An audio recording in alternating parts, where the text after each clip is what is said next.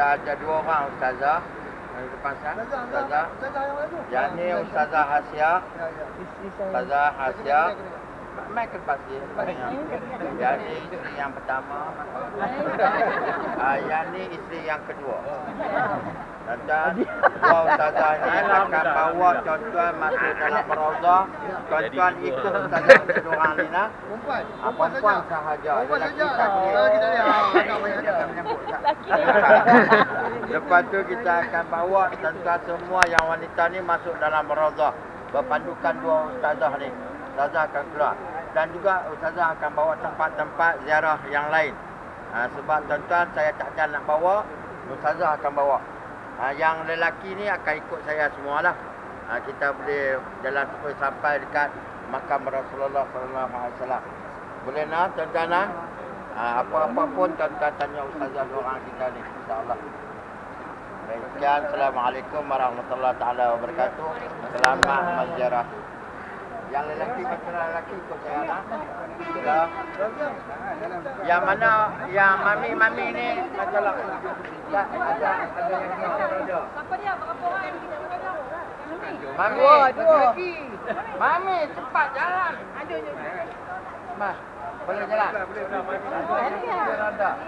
Jauh juga. No. Tak bawa kursi roda. Okey, boleh jalan.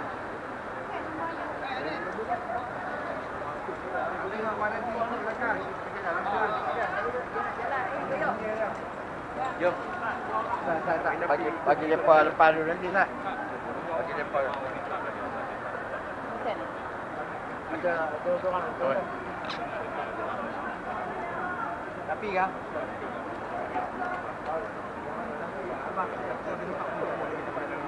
Ada orang lagi wanita Ustaz. InsyaAllah besok pun kita akan ziarah. Kita akan turun sini pukul 7 lah. 7 pagi. Dan juga Haji Alam akan naik bas nombor 2. Nombor 1. Dia pun akan bagi penerangan tentang Madinah. Saya pun akan bagi penerangan tentang Madinah juga di bas nombor 1. Pagi ini kita akan bawa tuan-tuan untuk ziarah di Masjid Nabawi kita. Kalau Rauzah kita tunjuk keadaan Rauzah macam mana.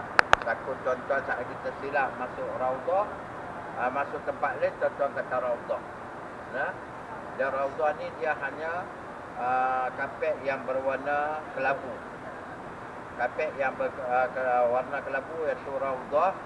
Yang mana kapet yang berwarna merah tu bukan Rauzah. Itu Masjid Nabawi. Yang ni peluang tuan-tuan lah. Dan juga insya-Allah kita jalan slow-slow. Kita ziarah slow-slow. Dia jauh perjalanan ni. Jauh sikit lah. Sebab yang ni jalan saja kan. Jauh berapa kilometer? Kira dulu 200 meter. 200 meter lah. 200 meter, 400 meter lah kan. Kalau dekat itu rezeki kita. Rezeki kita. InsyaAllah kita jalan slow-slow lah. Ikut sekali tengah. Nak tambah boleh? Okey, dimaklumkan kepada para tuan-tuan dan puan-puan semuanya. Pada tuan. Tuan-tuan yang mana yang kali pertama. Saya tunjuk saja yang mana ni. Yang tu kita nak pergi lagi. Ini. Lagi. Okey, jom kita pergi jom. Rahmatullahi taala wabarakatuh. Waalaikumsalam. Alhamdulillah, tuan-tuan kini berada di Bani Sa'idah, iaitu tempat bagaimana pelantikan Sayyidina Abu Bakar As-Siddiq radhiyallahu anhu. Ini dia kawasan ni tuan-tuan. Sayyidina Umar, Sayyidina Abu Bakar As-Siddiq semua lah. Apabila Nabi sallallahu alaihi wasallam wafat di rumah Aisyah, 3 hari lah jenazah Rasulullah baru diuruskan dengan sebab kesibukan dengan kewafatan Rasulullah sallallahu alaihi wasallam. Maka umat Islam pada ketika itu berceramah siapakah dia yang akan memimpin mereka, dan juga berlakulah pelantikan siapa nak jadi khalifah yang pertama. Di sinilah pelantikan yang berlaku. bagaimana Saidina Abu Bakar As-Siddiq dilantik menjadi khalifah yang pertama. Yang inilah dinamakan Bani Ashdaf. Bani Sakifah. Bani Sa'idah. Sakifah, Bani Sa'idah. Tempat pelantikan tersebut. Di sinilah berlakunya peristiwa apabila dilantikkan Saidina Abu Bakar menjadi khalifah pertama, barulah jenazah Rasulullah duduk tengah urus nak dikebumikan. Iaitu dikebumikan di rumah Aisyah sebelah sana. Ini tuan boleh masuk dalam dan tuan boleh tangkap gambar, tengok keadaan. Keadaan tempat dia, bagaimana tempat ni tak diubah tuan. Hanya diubah di luar saja. Suasana dia macam ni yang dulu. Tinggal yang ni saja tuan-tuan. Semua nak pembangunan. Sebab di sini kalau yang sejarah-sejarahnya apabila menjadi benda-benda yang khurafat. Benda yang khurafat, Saidina Umar radhiyallahu anhu akan buat ampun.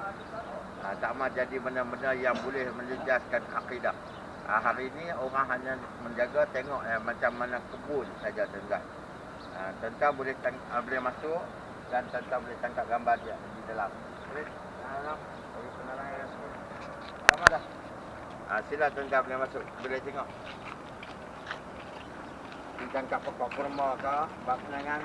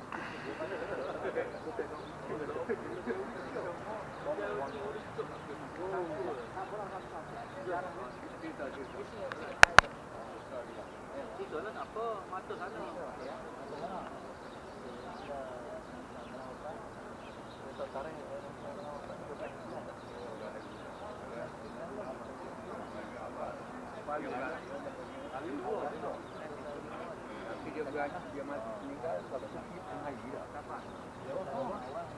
Ada pokok. Apa di kalangan Bani Sa'idah. Abu Bakar Assalamualaikum wabarakatuh. Pintu yang kita masuk adalah pintu nombor 15.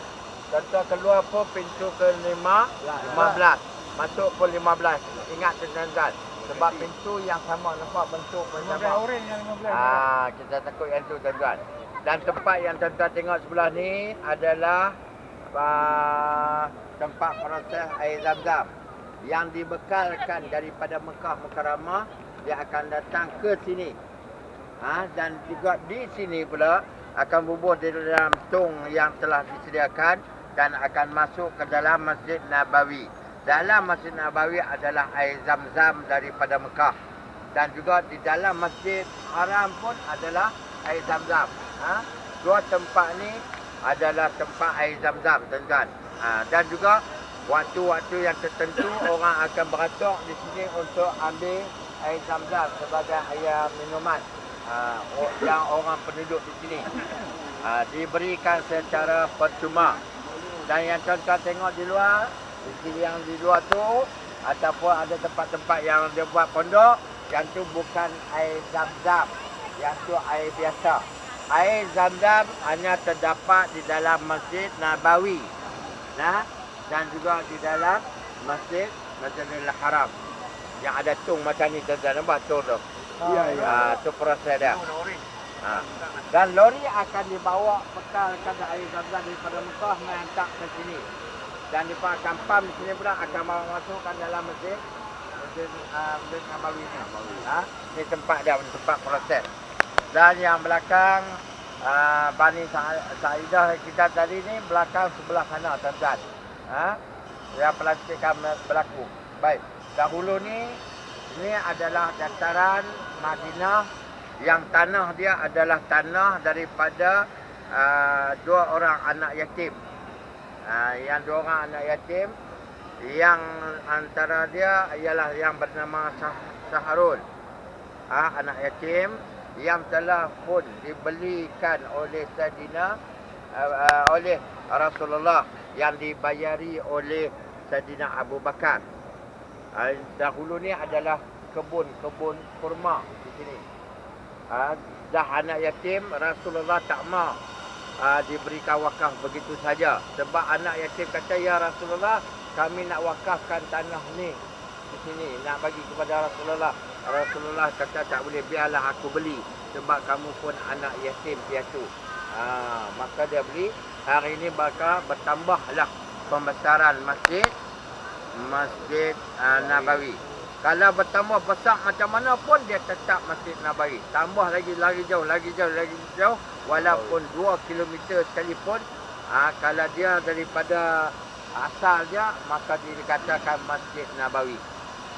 Inilah Masjid Nabawi. Dan juga yang tuan-tuan tengok parking di bawah dia tu. Di bawah dia ni ada tempat parking. Toilet pun macam ni juga. Tempat uduk pun macam ni juga. Tuan-tuan tengok ada lelaki, ada tulis rijal, ada tulis nisa, perempuan punya, hak lelaki punya. Dia ada tandas situ. Ni dia punya bangunan-bangunan. Dia punya apa, orang kata tempat-tempat ambil uduk tuan-tuan. Kemudian pula tuan-tuan tengok di ujung sana adalah rumah Aisyah. Rumah Aisyah iaitu tanah yang diwakafkan oleh Abu Ayyub Al-Ansari ataupun dikatakan oleh Khalid bin Ziyad, bukan Khalid Jaafar. Bagaimana Nabi SAW berhijrah datang ke negeri Yasrib. Yang dahulu ni Madinah ni dikatakan negeri Yasrib. Penuhi dengan pokok-pokok tamar, tanah-tanah yang subur. Kemudian apabila datang Nabi SAW berhijrah sampai ke sini atas perintah Allah Subhanahu Wa Taala, maka dia singgah satu perkampungan. Lalu Nabi SAW dirikan masjid, iaitu dinamakan Masjid Quba. Dan insya-Allah besok kita akan bawa tuan-tuan ke Masjid Quba. Sebab Nabi SAW masa tu dia dirikan masjid iaitu dengan satu hari saja, iaitu dengan pokok-pokok tamar saja. Pacak pokok tamar, di bawah dia dengan pelepah-pelepah tamar, bumbung dia pun dengan pelepah tamar, dan dinding dia pun dengan pelepah tamar. Segeralah tuan-tuan. Sehingga hari ini dikatakan Masjid Quba telah pun dibuang habis semua tu, dibuatkan bangunan tuan-tuan. Sebab lama kelamaan rosak dia punya pokok tamar tadi. Begitu juga di sini tuan-tuan. Di sini apabila Nabi SAW masuk negeri Yasrib, maka ramailah umat-umat Islam, termasuklah penduduk-penduduk Ansar, berebut kata, ya Rasulullah, marilah singgah ke rumah kami ya Rasulullah. Sambut oleh penduduk-penduduk Madinah ni. Sebab mereka dengar khabar tentang akhlak Rasulullah. Mereka dengar kisah Rasulullah yang berada di Mekah tu, yang digelarkan Al-Amin, yang digelarkan dengan As-Siddiq, yang benar sifat dia. Mereka ni duk dengar cerita. Macamlah tuan-tuan duk dengar cerita mana dia Safari Haramain. Yang duk kata safari haraman, tuan-tuan dah cari safari haraman. Nampak tuan-tuan? Contohnya macam tu. Penduduk di Madinah duduk ingat kisah Rasulullah sallallahu alaihi wasallam. Maka bila ziarah Rasulullah ke negeri Yathrib ni, maka ramailah duk menanti. Bila sampai Rasulullah masuk di negeri Yathrib, ramai yang kata, ya Rasulullah, singgahlah rumah kami, ya Rasulullah, singgahlah rumah kami. Sehingga kata Rasulullah, sehingga unta ini, kalau dia berjalan, dia berhenti tempat tu, maka aku akan duduk di rumah tu. Maka mereka ni ikut unta tu. Unta ni berjalan-jalan singgah ke rumah Abu Sufyan. Abu Sufyan berseronok lah. Rasulullah akan singgah kat dia. Tengok-tengok unta tadi berjalan lagi. Semua pakai ikut unta. Main singgah satu tempat, seronok pula keluarga tu. Tengok-tengok unta tu berjalan pula lagi. Sehinggalah ke rumah Khalid bin Ziyad. Khalid bin Ziyad pun seronok. Allahu Akbar. Maukah Rasulullah nak singgah rumah kita ni? Yang rumah kita ni bukan lawa sangat, bukannya orang kata cantik sangat. Maukah makhluk yang mulia nak singgah kepada rumah Khalid bin Ziyad? Isteri dia kata, ya wahai suamiku, insya-Allah kita pun mengharap mudah-mudahan Allah Ta'ala bagikan Rasulullah ni singgah sini. Tengok-tengok unta tu sampai dekat rumah Khalid bin Ziyad, berhenti. Seronoklah Khalid bin Ziyad ni. Allah, seronoknya Rasulullah nak duduk. Tengok-tengok jalan pula unta. Menangis tuan-tuan. Khalid bin Ziyad dengan keluarga dia menangis. Melihatnya unta tadi berjalan. Tiba-tiba unta tu patah balik. Berhenti terus rumah Khalid bin Ziyad. Itu ya Rasulullah sallallahu alaihi wasallam berada di rumah Khalid bin Ziyad, iaitu digelarkan oleh Rasulullah Abu Ayyub Al-Ansari. Yang ditukar nama kepada Abu Ayyub Al-Ansari oleh Rasulullah sallallahu alaihi wasallam. Lalu Rasulullah ni nak buat rumah tuan-tuan. Kata Khalid bin Ziyad, ya Rasulullah, kamu nak buat rumah, kamu ambillah tanah aku yang tak seluas mana pun. Iaitu tanah yang sebesar kangkang keras saja, orang kata kan, orang Melayu kita kata, kecil saja. Kata Rasulullah, kalau aku buat rumah ni, ya wahai Abu Ayyub Al-Ansari, di mana kamu akan duduk? Dia kata, akan duduklah di kaki lima, tak apa. Asalkan Rasulullah ada di situ. Lepas tu Rasulullah pun benakan orang kata rumah Rasulullah, iaitu dikatakan rumah Siti Aisyah. Yang ada bilik, ada rumah, ada pelantang yang kita tengok sekali lagi. Kemudian ada satu tempat yang Rasulullah buat untuk dia ibadah kepada Allah Ta'ala. Bila penduduk-penduduk Madinah ni melihat Rasulullah duduk ibadah, mereka ikut belakang Rasulullah. Daripada sedikit jadi ramai. Lalu Nabi SAW bangun. Rasulullah kata, wahai sahabat-sahabatku, ni kawasan yang kamu duduk ni, aku isytiharkan Raudatul Jannah, iaitu taman-taman syurga. Abu Ayyub Al-Ansari pun tak sangka bahawa Rasulullah akan isytiharkan tanah yang diwakafkan kepada Rasulullah sebagai Raudatul Jannah. Naik taraf tuan-tuan. Naik taraf. Seronok Abu Ayyub Al-Ansari. Sebab apa tuan-tuan? Sebab pahala jariah dia tu berpanjangan sehingga hari ini. Orang berebut nak masuk. Kemarin pun berebut, bertolak-tolak nak masuk, berhimpit-himpit di Raudatul Jannah, tempat tanah Abu Ayyub Al-Ansari. Hari ini, walaupun Abu Ayyub Al-Ansari telah pun wafat, 1400 tahun dah, wafat dah Abu Ayyub Al-Ansari, tapi pahala wakaf dia itu berjalan bagaimana air sungai yang mengalir, tuan-tuan, tanpa berhenti. Nampak tak? Itu yang dikatakan kelebihan wakaf. Tu Abu Ayyub Al-Ansari ni pahala, subhanallah, banyak tuan-tuan. Sebab dia pun dikatakan ahli syurga oleh Rasulullah sallallahu alaihi wasallam. Yang di situ hari ni berebut orang beribadah, orang doa, orang baca Quran, orang buat amal kebaikan dalam Raudatul Jannah hari ni. Tuan-tuan masuk tak lagi pun nak masuk atas tanah wakaf Abu Ayyub Al-Ansari. Dan juga di situ ada siapa? Di situ adanya makam makam Rasulullah sallallahu alaihi wasallam, dan juga di situ adanya makam Sayyidina Abu Bakar As-Siddiq. Di situ juga ada makamnya Sayyidina Sayyidina Ammar radhiyallahu anhu. Dia hanya minta, ya Aisyah, sebelum dia mati dia kata, wahai Aisyah, sebab Sayyidina Ammar duduk tengah ibadah, duduk tengah semayang tuan-tuan, menjadi imam. Tiba-tiba ada seorang munafik mai tikam dada dia, daripada belakang, depan dan sebagainya, sehingga rebahnya Sayyidina Ammar radhiyallahu anhu. Kata Sayyidina Ammar, wahai anakku, kamu pergi rumah Rasulullah, bagi tahu kepada Aisyah bahawa kalau aku mati, hendaklah aku dikuburkan di tepi dengan makam Rasulullah sallallahu alaihi wasallam. Minta tuan-tuan. Aisyah pun kata, aku teringin nak makamkan tepi Rasulullah. Tapi Sayyidina Ammar pun minta nak makamkan tepi Rasulullah. Akhirnya Aisyah membenarkan tuan-tuan.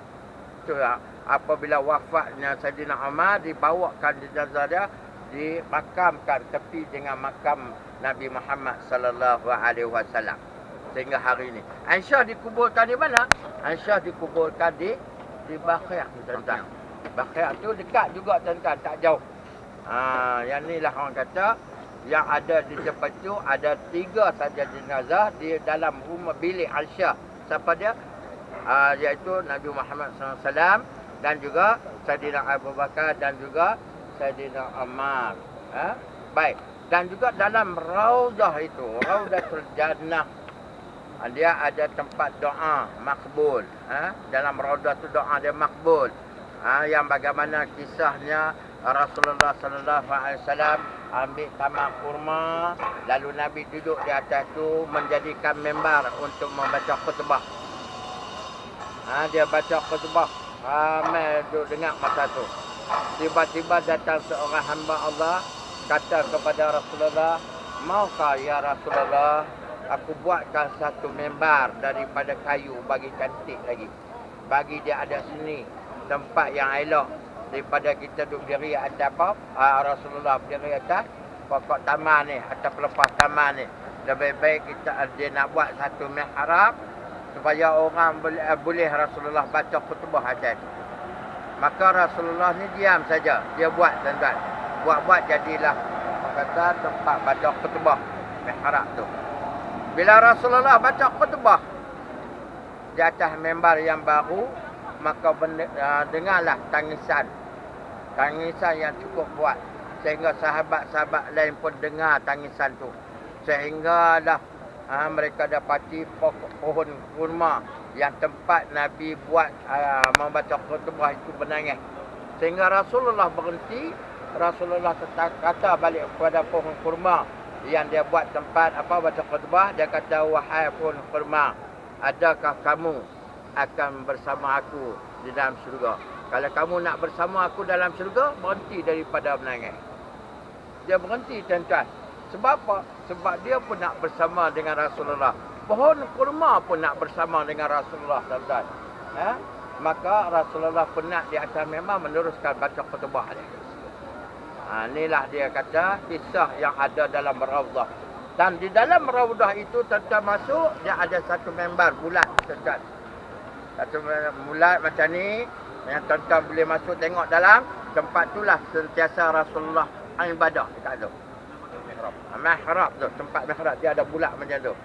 Dan Aisyah duk bubuh minyak wangi kat tu. Kalau tuan-tuan boleh dapat peluang, pergi sembahyang dekat tu. Sebab yang tu ada polis, selalu ada polis di situ. Dan tuan-tuan akan tengok mihrab ada depan tu, dia punya tempat baca khutbah pun ada di situ. Yang tu ada baru halaman dah ada tempat dia.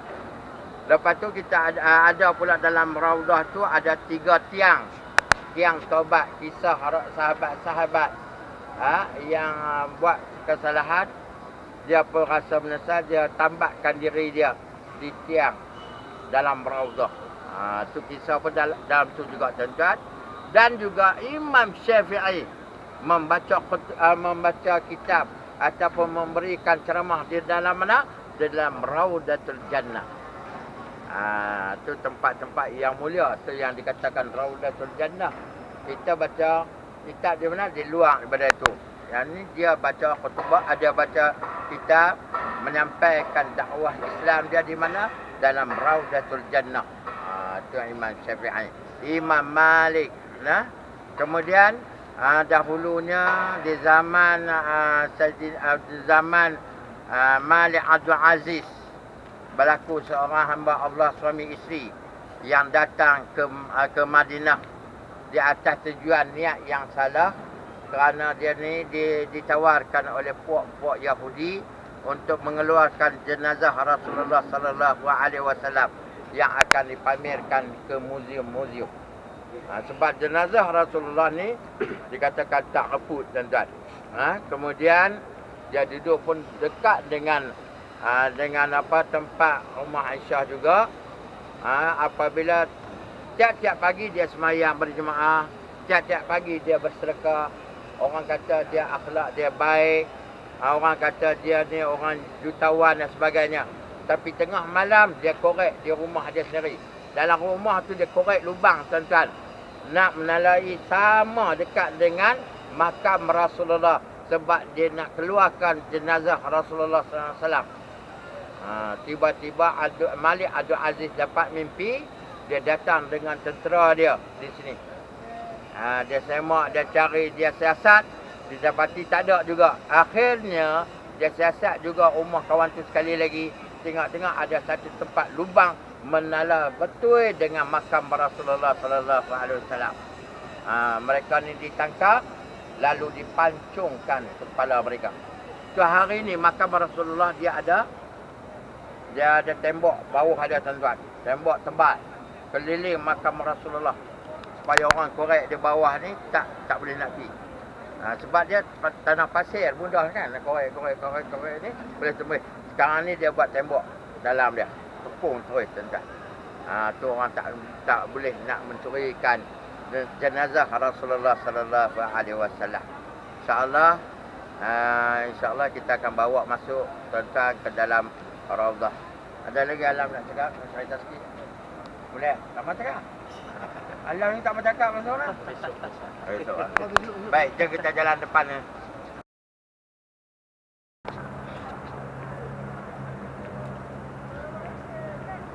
Ada satu masjid yang ni. Itu adalah Masjid Ali. Yang nampak. Kubah Bukit Ali Pak. Sayyidina Ali. Kemudian tadi sana di dekat bangunan ni, tepi bangunan yang merah tu, ada masjid, banyak kubah dia. Di sini adalah Masjid Umamah. Masjid Umamah. Masjid Awan. Di mana Rasulullah sallallahu alaihi wasallam di situ salat istisqa, datanglah awan melindungi Rasulullah sallallahu alaihi wasallam. Ke masjid itu dinamakan Masjid Awan. Tadi kalau dari sebelah belakang tadi boleh nampak. Kemudian di depannya lagi, di situ adalah Masjid Abu Bakar radhiyallahu, dan di belakang di dekat bangunan yang masih belum ready itu, sebelah sana ada masjid, di depannya lagi Masjid Umar. Jadi dekat-dekat. Kemudian yang nampak ada lampu itu adalah Babu Salam. Babu Salam di mana di masa ketika solat sahabat Rasulullah sallallahu alaihi wasallam nak masuk jumpa kepada Rasulullah, para sahabat bagi salam daripada lulusan pintu itu. Terus pintu itu dinamakannya pintu Babu Salam. Ya. Jadi pintu Babu Salam di antara para sahabat, begitu sebelum jumpa kepada Rasulullah, sahabat-sahabat Rasulullah sallallahu alaihi wasallam itu sebelum masuk kepada Nabawi, ia bagi salam kepada Rasulullah sallallahu alaihi wasallam daripada dekat pintu tersebut. Pintu ini dia terus kepada arah sana, di ujung sana adalah pintu Baqi. Jadi kalau kita nak masuk kepada Raudhah, lalu daripada pintu itu juga, kemudian nak masuk bagi salam kepada Rasulullah secara sendiri kita, lalu daripada laluan itu juga. Jadi di sana nak salam kepada Rasulullah secara sendirinya, di sana ada ditandakannya, ada bulat hijau, dituliskan Inna Assalamu ala Rasulillah. kemudian ke arah kanan sedikit, ke arah timur. Jadi di situ tertulis bina assalamu ala Abu Bakrin dan juga Sayyidina Umar. Disitulah kita dengan sendiri kita menghadap kepada Rasulullah sallallahu alaihi wasallam, tak payah pandu siapa-siapa. Namun dengan secara berjemaah mengharap kita sekarang fadilat berjemaah kita bagi salam kepada Rasulullah sallallahu alaihi wasallam secara bersama-sama insyaallah. Okey. Bismillahirrahmanirrahim. Bismillahirrahmanirrahim. Assalatu wassalam. Assalatu wassalam alaika ya Rasulullah. Ya Rasulullah. Assalatu wassalam. Assalatu wassalam alaika ya Habiballah. Ya Habiballah. Assalatu wassalam. Assalatu wassalam alaika ya Nabiyallah. Ya Nabiyallah. Assalatu wassalam. Assalatu wassalam alaika ya Safwatallah. Ya Safwatallah. Assalatu wassalam. Assalatu wassalam alaika ya khairal mursalin. Ya khairal mursalin. Sayyidina wa habibina wa syafi'ina qurrata a'yunina wa maulana Muhammadin sallallahu alaihi wasallam. Allahumma balligh ruha sayyidina Muhammadin minna wa tahiyatan wa salaman wajzihi anna afdala ma jazaita an ummatihi وآته الوسيلة والفضيلة والشرف والدرجة العالية الرفيعة وابعثه مقاما محمودا الذي وعدته إنك لا تخلف الميعاد. السلام عليك أيها النبي ورحمة الله وبركاته. السلام علينا وعلى عباد الله الصالحين. أعوذ بالله من الشيطان الرجيم. بسم الله الرحمن الرحيم. الحمد لله رب العالمين الرحمن الرحيم. إياك نعبد وإياك نستعين اهدنا الصراط المستقيم صراط الذين Kemudian kita sekalian kita bagi salam kepada Sayyidina Abu Bakar radhiyallahu dan juga kepada Sayyidina Umar. Bismillahirrahmanirrahim. Bismillahirrahmanirrahim. Assalamualaikum. Assalamualaikum. Ya Sayyidina Abu Bakr As-Siddiq radhiyallahu wa ridwanullah alaihi. Assalamualaikum. Sayyidina Umar ibn Khattab Al-Faruq ورضوان عليه. جزاك الله خير الجزاء. جزاك الله خيرا كثيرا من أمتي رسول الله صلى الله عليه وسلم. أعوذ بالله من الشيطان الرجيم. بسم الله الرحمن الرحيم. إياك نعبد وإياك نستعين اهدنا الصراط المستقيم صراط الذين أنعمت عليهم غير المغضوب عليهم ولا الضالين.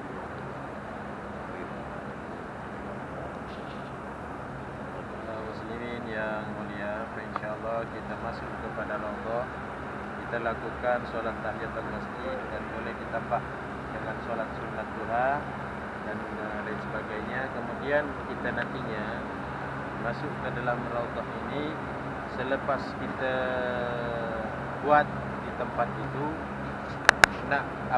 kita keluar tu berniat tempat kita nak disedekahkan kepada saudara kita yang lain. Ada kita amal ibadah. Asal segala perbuatan ini terpulang kepada niat. Jadi di sana selepas kita pakai tempat solat kita di sana, kita nak keluar tu tempat kita ini akan saya sedekahkan kepada saudara kita yang lain. InsyaAllah pun juga dapat pahala.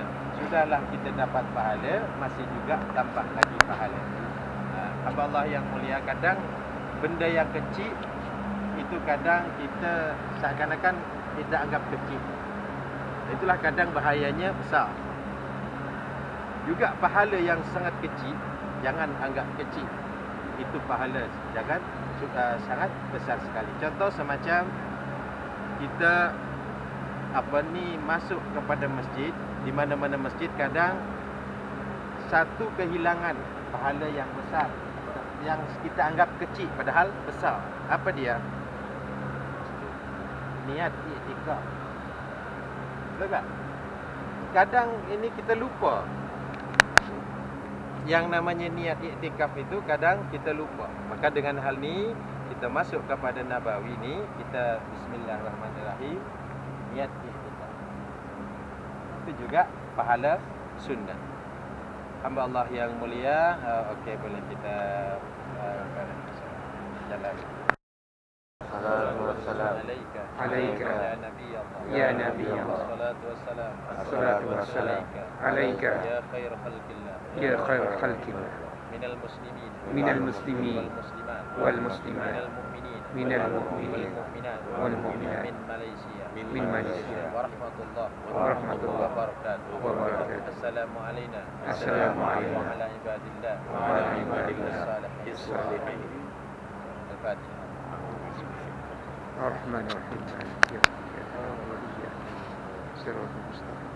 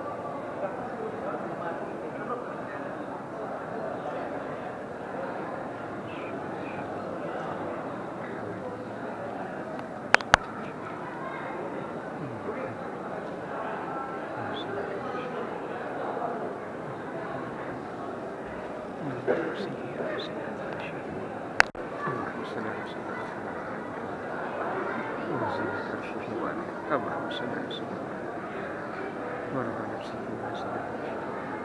اللهم صل على سيدنا وعلى آل محمد وعلى محمد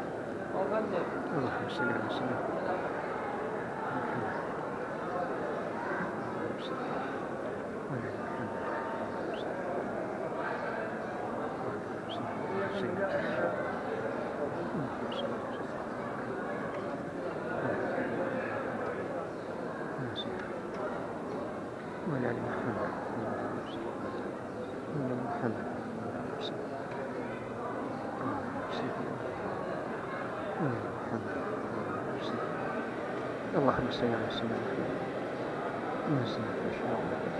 بسم الله. السلام عليك يا رسول الله صلى الله عليه وسلم. بسم الله السلام عليك يا رسول الله صلى الله عليه وسلم. بسم الله السلام عليك يا رسول الله صلى الله عليه وسلم.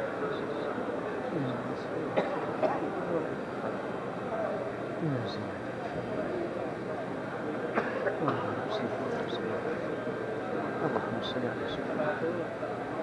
اللهم صل على سيدنا محمد.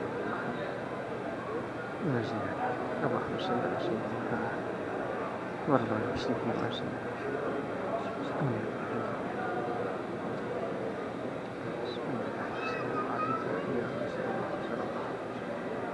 Ya Rasulullah sallallahu alaihi wasallam.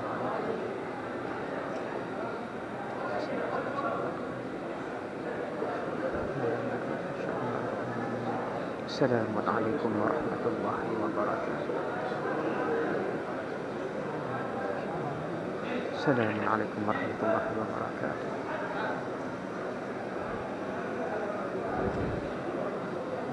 Assalamualaikum warahmatullahi wabarakatuh.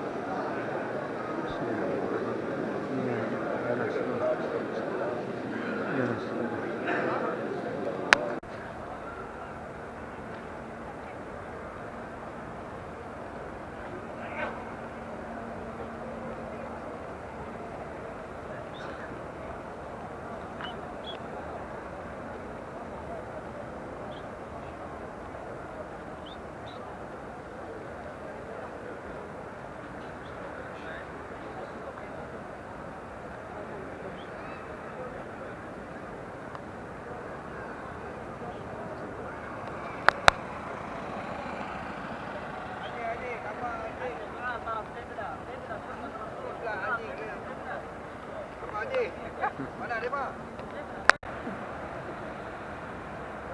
Kelihatan kat depan adalah masjid Sayyidina Abu Bakar As-Siddiq radhiyallahu an.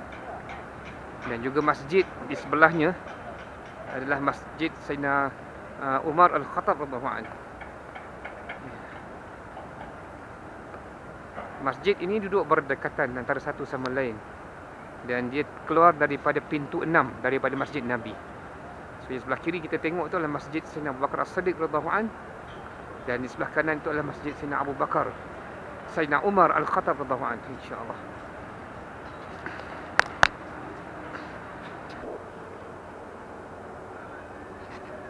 Inilah Masjid Abu Bakar As-Siddiq radhiyallahu anhu. Dah dikunci, tak boleh nak masuk. Kemudian di sebelahnya adalah Masjid Sayyidina Umar Al-Khattab radhiyallahu anhu. Dan yang putih itu adalah Masjid Sayyidina Ali radhiyallahu anhu. Insya-Allah. رضي الله عنهم أجمعين إلى يوم القيامة.